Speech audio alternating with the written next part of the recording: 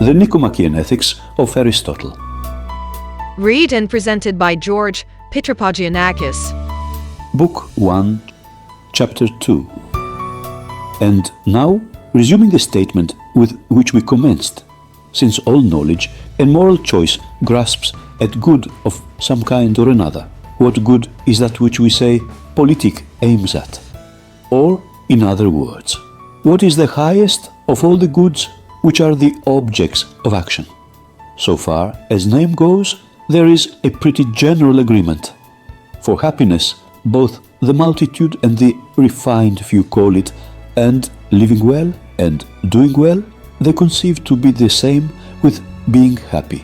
But about the nature of this happiness, men dispute, and the multitude do not, in their account of it, agree with the wise. For some say it is some one of those things which are palpable and apparent, as pleasure or wealth or honor. In fact, some one thing, some another. Nay, oftentimes the same man gives a different account of it. For when ill, he calls it health; when poor, wealth. And conscious of their own ignorance, men admire those who talk grandly and above their comprehension.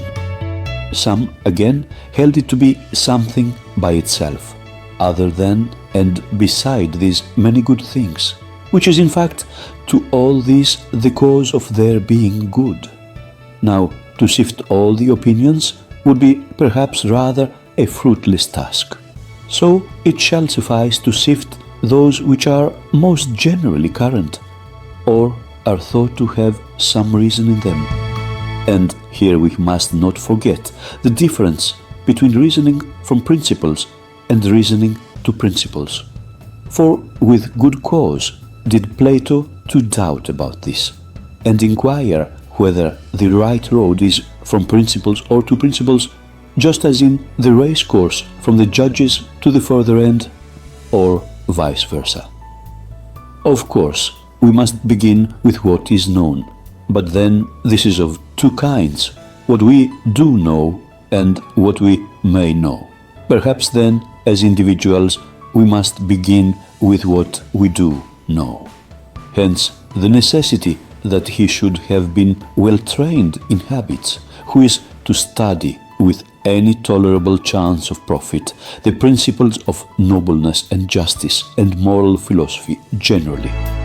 For a principle is a matter of fact, and if the fact is sufficiently clear to a man, there will be no need in addition of the reason for the fact.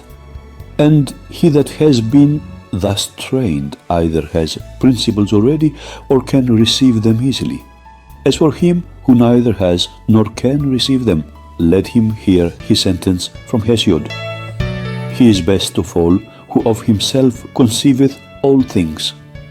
Good again is he too who can adopt a good suggestion, but whoso neither of himself conceiveth nor hearing from another layeth it to heart, he is a useless man.